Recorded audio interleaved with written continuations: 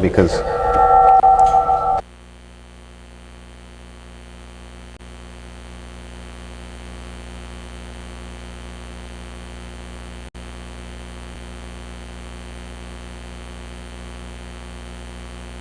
hey, can you all hear me? If you can, let me know. In the chat, if you can, anybody, just put, I can hear you. What happened? And I guess if you can't hear me, you won't be putting that. We lost the camera. There we go. Okay.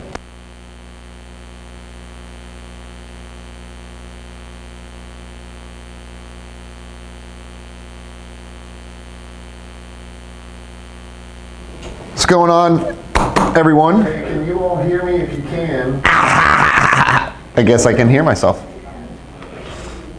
There's a top behind. Anybody, just put, I can hear you. Hey, so we're going to talk about airlines today. How do you see it? Good? Where you at? It's delayed. That's why. Yeah. A little bit, not much. I just want to see it like. You'd have to look over there. Ah, ya se ve. Where? On that monitor. Oh, on the monitor. Yeah. Who's good? Yeah. Baki, what's going on, man? How you doing? Thanks for being here with us. Who else is with us here? We got 6 people watching so far. Let me turn on Instagram. Instagram. If you don't follow us on Instagram, right now is a really good time to start. You can go on and search for One Step Prep. The number 1, One Step Prep. I know. That's okay. That's fine. Do they know that? No. Exactly. You know, Exactly. So, what's up, guys? What do you guys want to talk about? Okay, I can tell you what I am going to talk about is 121 airline operations. The first time I ever flew for an airline, how it went, what you want to be aware of. These are some of the things we're going to be talking about. You know what would be awesome is la cosita esta para poner en la cámara. Yo sé, see, my man Javier, he's in the building. He's the one that gave us that. There we go. Wouldn't it be nice to have a table there? This is what I'm saying, man. The one that you were talking about. Yeah, that'd be nice. All right, we're on Instagram Live. One Step Prep is the handle on Instagram. Please follow us. If you don't follow us there, start. That's a good starting point. Go to One Step Prep on Instagram and follow us there. Okay, we got JD in the house. We got my man Javier. He's behind the scenes. Okay, he's behind the camera. And we got you here with us as well. I got Baki in chat. Who else is in chat? If you do want to call in and talk with us, 786-536-2002. Maybe what we do is put that phone number behind us on the screen. I think that's what we should really do. That would be nice. Yeah, they can call. You know, Devansh, hello. I'm bringing this in case.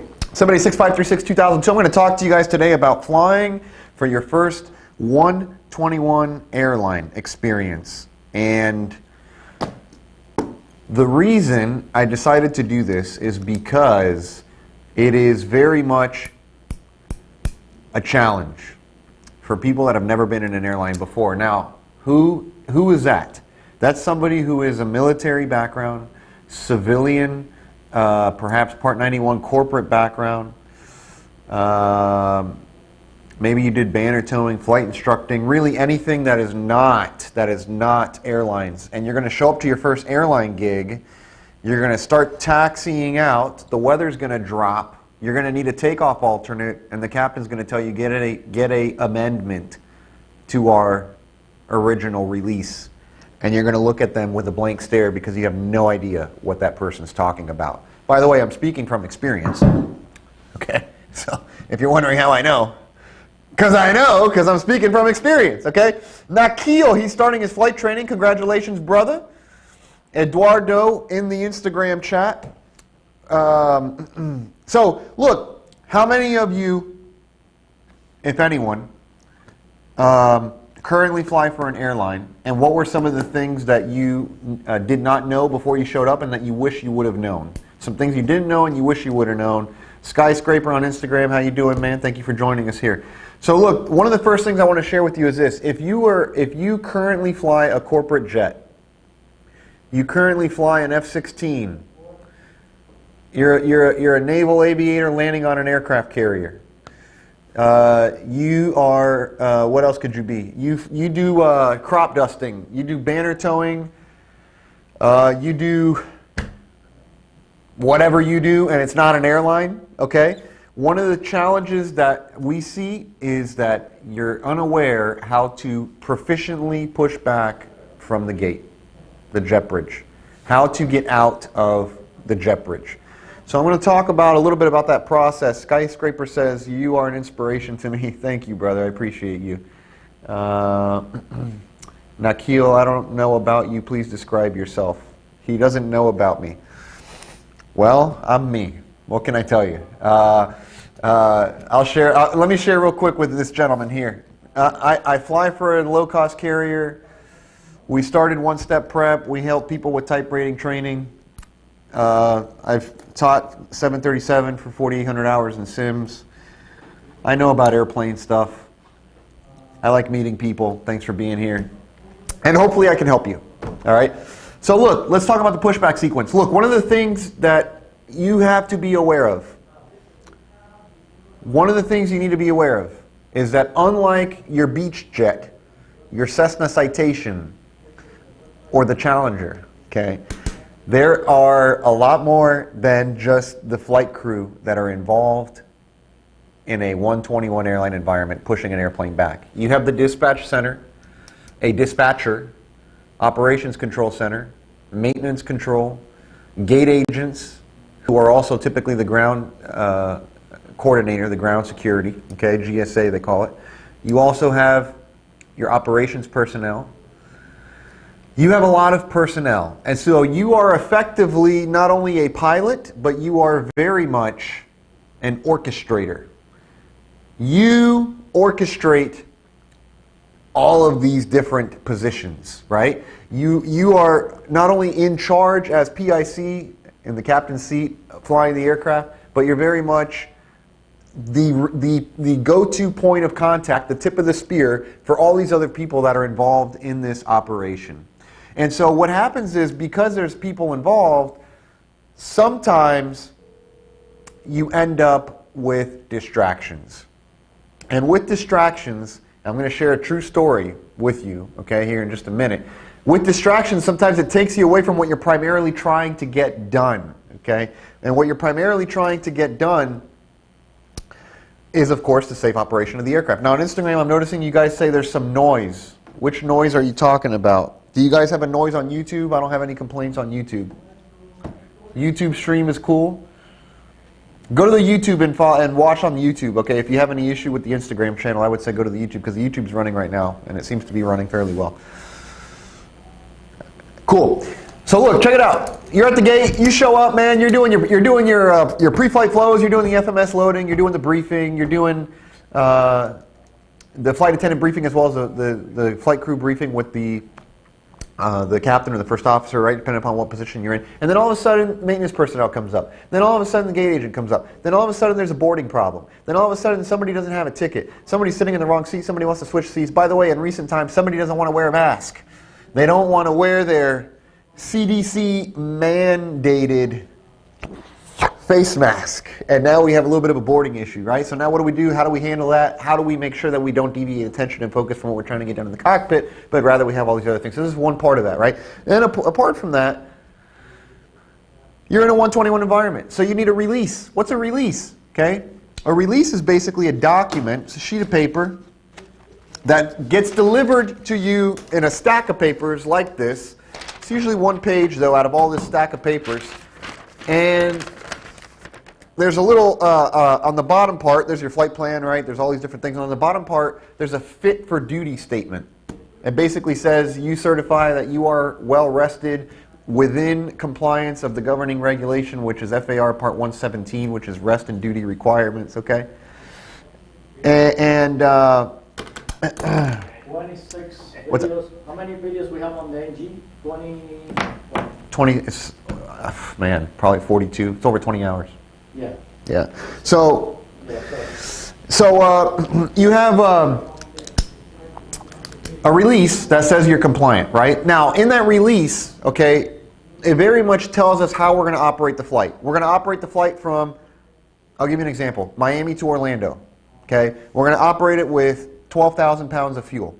We're going to operate it with no MEL items. Nothing's deferred, right? We don't have any issues with the aircraft. We have no alternates for takeoff. By the way, we also have no destination alternates. A lot of the times, those of you that with only GA background, you think about an alternate as a destination alternate. You very much have a takeoff alternate that could potentially be available to you as well. And the time when it would be available, by the way, is when the landing weather at the origin, at the point of departure where you take off, is below landing minimums. In other words, if you take off, have a problem, and need to come back, you won't be able to land right back there. You're going to have to go somewhere else. Then you're going to need to require a takeoff alternate. And if the originally issued flight release doesn't have that on there, now we need to add it to it because we're not going to be able to operate it within what's been laid out there. So essentially what I'm saying is your flight release shows you how you intend to operate the flight. And if for whatever reason we're not going to be able to operate it within the confines of that, and there's going to be a change to it, we're going to need an amendment. This is something called an amendment. So I'm going to share with you a true story. There was literally, I'm on OE, operating experience, if you don't know the term. And I'm out flying and I'm on OE, and the flight attendant comes up and says, we're going to begin boarding. I said, rock and roll, that sounds good. And I'm doing my flows and I'm loading my flight plan, and I go out and do my pre-flight, and I come back in, I'm getting ready to do the briefing, and before I know it, the flight attendant comes up and says, boarding's complete. And we're basically ready to push, except I'm not ready to push. So give me 1 second.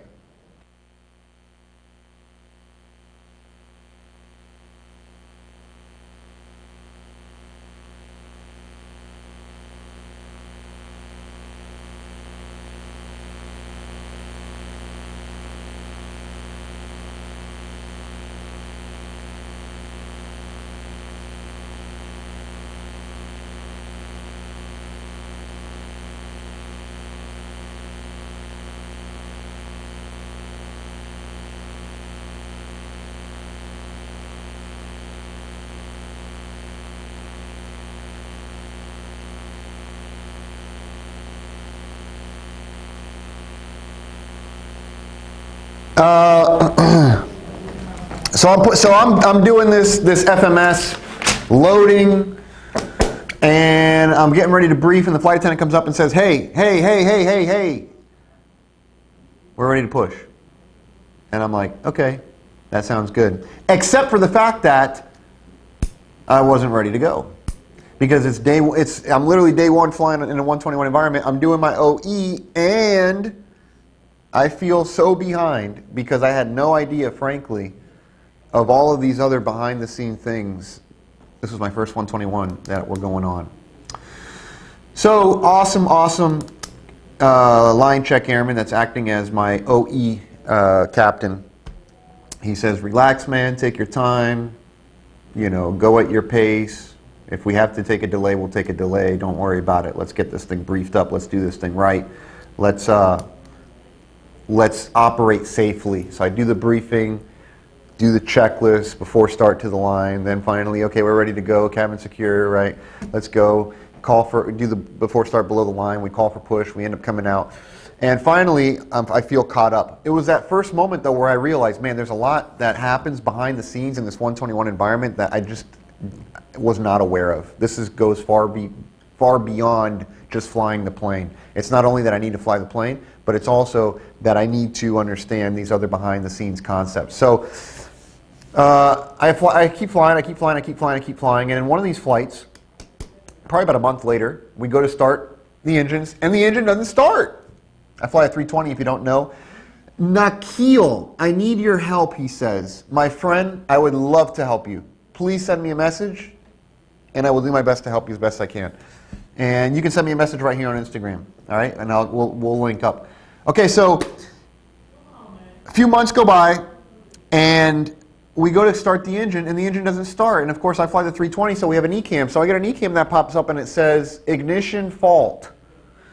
So one of the igniters is faulted. That's the reason the engine didn't start. If you don't know what ignition fault means, it's what it sounds like. The igniter, which is basically a spark plug for all of you GA pilots, it wasn't firing, so the engine never started. And so we run the ECAM procedure. We reference the needed documentation. We end up contacting maintenance. We end up doing a manual start, which is the proper procedure to do per the MEL. We do a manual start. And then the captain tells me, can you contact dispatch and get an amendment? And I'm like, that sounds good, brother. What does that mean, man? Okay, so now, you gotta know, man, what is an amendment? What is a revision? When do I need a takeoff alternate? When do I need a destination alternate? What if it's an international flight? Anytime the flight time exceeds 6 hours, regardless of if the weather is clear in a million, you're gonna need a destination alternate. Okay, you're flying to Europe and you're leaving out of Miami and it's over 6 hours long, you need an alternate. Even if it's clear in a million, you need an alternate in a 121 environment. So, like, these are the things that I went into not knowing. And of course, when I find you see, there's these levels of competence that I talk about in the Playbook to Success. And I also talk about it in the new airline program that I put out recently, and I'm going to share with you in just a second. There's levels of competence, right? The first level is what I like to call unconscious incompetence. And it basically means you don't know what you don't know. You don't know what you don't know, right? And then, of course, you have conscious incompetence, which you are conscious about the area that you're incompetent at. You now know what you don't know. Then you have conscious competence. Okay, conscious competence is you are competent performing tasks that need to be performed. However, you have to be conscious, 100% present there doing it. And then you have unconscious competence, which is where you are competent at performing tasks and they don't require 100% of your attention, 100% of your focus, right? So ultimately, in a captain's standpoint, ideally you're operating on a level of unconscious competence because you can effectively do many of the tasks that need to be done with such high levels of proficiency that you can consciously focus on the human interactions and distractions whilst you get all these other tasks done that don't necessarily require so much of your time, energy, and effort, okay? Skyscraper's asking how he can join. I think you're asking maybe the meeting. How would you guys like to do maybe a private Zoom call where you tell me where you're at in your aviation career and I can give you the guidance that I would do? Literally, like we sit here together, you share with me where you're at, and I tell you what for free. This is not anything I'm saying just for free. Why don't we do a Zoom call? I say Zoom because I can see you on the camera as well. So you can turn on your video camera, we can meet face to face, and I talk to you about where you're at in your career, where you ultimately want to go, and perhaps some steps that we can put together to get you there. If that's of interest, leave your email address in the chat box or send me a message on Instagram to One Step Prep, send us a direct message, or leave your email in the chat box because that's the only way that I will know you're interested, and then I can copy your email and send you a Zoom link in order to join the private meeting that I can do with you, okay? So look, I put out this program recently. It's called 121 Airline Operations, and the reason I put it out is because of what I said earlier. You know, 4 years ago when I started flying in a 121 environment, I started to recognize and realize there are things that I now know that I don't know. I am starting to see a curtain unveil that are showing there's some things that go further into operating in this environment that are not just about flying the plane, but very much have to do with rest and duty requirements, FAR Part 117, very much have to do with if there is an MEL CDL item that happens whilst we're taxiing, the addition of a alternate while we're taxiing, right? There's a process and a protocol to follow to ensure that the dispatcher is also in the loop because they have what's called operational control jointly with the PIC. What is operational control, right? Who has the authority to initiate a flight? I'm not talking about starting the engines. I'm talking about legally initiate a flight and legally terminate a flight. That lies with the dispatcher and the pilot in command. This is what operational control is, right? I didn't even know what that term was initially. These are all things that you need to know if you're flying in a 121 environment that go beyond the cockpit. Ultimately, it enhances your cockpit confidence and competence, but you need to know about these different things, right? Ali's doing a private pilot license in Blue Chip. That's good, man. I mean, look, everyone starts somewhere, right? You got to start somewhere. So if you didn't hear me earlier and you're just joining into the Instagram or the YouTube, leave your email in the chat box so that I can send you a link to a private Zoom meeting. If you want to be in the Zoom, maybe you don't want to be, and that's fine if you don't want to be. It's okay. But I very much would like to help those that want to be helped. So look, this airline operations program, I'm going to just open it up here on the laptop. You can go to onestepprep.com/airlines. And the first lesson there very much talks about some of the behind-the-scenes personnel and terminology. Key terminology, right? Terminology such as OCC, dispatch, flight crew deferral, maintenance deferral, amendment, revision, different parts of the regulations, regulatory compliance pieces, so these are some of the terms, right? Some of the key personnel follow in a later segment where we're talking about the gate agent, the ground security coordinator, the GSC, right? We talk about who is exactly qualified or identified rather as flight crew versus maybe somebody who's not necessarily flight crew. The role of the flight attendant, the role of the maintenance personnel, the role of OCC, who works in OCC. These are some of the things that we talk about. And then in addition to that, later on, I start to get into some real-world scenarios and examples. What if you push back and have a start problem? When do I need an amendment, right? When would I need a revision to my originally issued release? When would I need to get an alternate issued? How am I going to interact when there's an MEL or a CDL item that needs to be handled? Who am I going to call first, and how are they going to connect me to the right person? By the way, here's another topic of discussion, MedLink. What if you have an in-flight medical emergency? Now who do you call? It's not Ghostbusters, man, I can tell you that. You're not going to call Ghostbusters, okay? Tiago, we don't have 121 in Europe. It may not be considered 121, but you certainly have some form of an operations center, I'm sure. So it would probably very much relate, because operationally it's very similar. Oxford ATPL operational procedure. VJ Das, Oxford, I'm guessing that's over in Europe, Oxford ATPL operational procedure. Is that a book? Hey man, if it's a good book, I have no issue. We can, whatever works and is good, man, we'll recommend. So look, 121 onestepprep.com/airlines. Okay, we talk about terminology, key personnel, amendments, example amendments. I review a flight plan with you, top to bottom, left to right, the whole thing.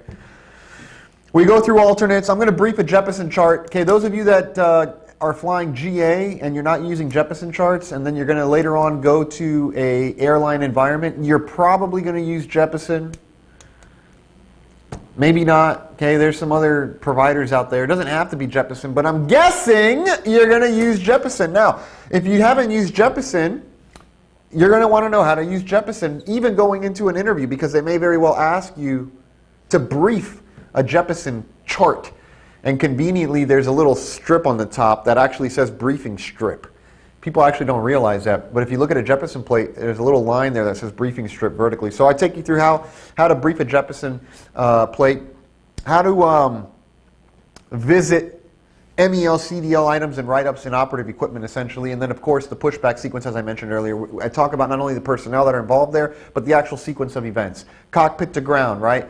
Notify ground to disconnect ground power. Those of you that only fly GA, I'm not talking about call air traffic control ground and tell them we want to disconnect power and air, right? I'm telling you there's two separate grounds. There's ground air traffic control, ATC, and then there's ground, which is your company personnel downstairs that are connecting the ground power, connecting the air. They're also, by the way, the ones that are very much involved with the pushback sequence, getting the tug connected, pushing you back. So there is a division, I should say, kind of a separation of areas of responsibility, who does what in an airline crew environment cockpit, one of which is who's talking to these ground personnel. You should know captain is handling the cockpit to ground communication as opposed to the FO handling the actual ATC ground. All right? Tiago, thanks. Thank you, man. Appreciate you, brother. What are your questions of, if any, flying in a 121 environment? Flying in a 121 environment. By the way, this program is very much also available at kingschools.com. John and Martha King, man, if you guys are watching, we appreciate you. Humbled to work with you. If you don't know, we work with them. John and Martha King, legendary names in the aviation business. You can very simply go to kingschools.com. You'll find many of our programs there, including the 737 program, the A320 program. You're also going to find the interview prep program, and most recently, the addition of this airline operations course, 121 airline operations course. All right. So, any questions, please drop your emails in the chat box if you want to be invited to this private Zoom call. I'm going to be talking to, the reason I'm doing it on Zoom and not on YouTube, if you're wondering, is because I want to be able to have you turn your camera on and I'll be able to actually see you as you're seeing me, and we'll be able to converse and talk together and actually make it a little more personal as opposed to me just talking to you via a chat box, okay? So drop your email there and I'll very much be in fact, I'm going to leave my email there. I'll very much be in touch with you to get something done. All right, what else? Questions, comments, concerns, complaints? We got Javier in the building, okay? Javier's very experienced flying Challengers, and more recently 737s. And he's flown some other stuff. I think he flew the space shuttle. Okay, he's flown a lot of stuff. So we got him here watching live. Would you guys want to come here and watch a live stream in person? Would you want to come sit in a class live in person? Which, by the way, we have an A320 class that starts Monday. This coming Monday, May 10th. And it's going to go for 3 days, May 10th, 11th, and 12th. For 3 days straight, I'm going to be talking about the A320, systems, laws, ECAM actions, procedures, McDo loading, flight phases of the McDo, energy management, operational considerations. And we have a sim, desktop sim, that we actually run, interestingly enough, right off this laptop that you see on the screen. We'll be running it off of there. And I'm going to do a flight with the class from Fort Lauderdale to Orlando and take them through everything from the McDo loading to the FMA modes to the top of climb to the descent planning, the top of descent, energy management on the way down, resetting the different paths, idle versus geometric path on the descent. Then I'm even going to do with them a couple approaches, a couple go-arounds. We're going to do app-nav strategy. We're going to do localizer. We're going to do ILS. We're going to do Cat 3 auto lands. Woo! We're going to do a lot of stuff. We're going to do a bunch of stuff, right? That's Monday. If you're interested in that, you can go to onestepprep.com / what is it? 3 days. onestepprep.com / 3 days. Enroll. You can be here with us in person, or you can be with us on online virtually. Okay.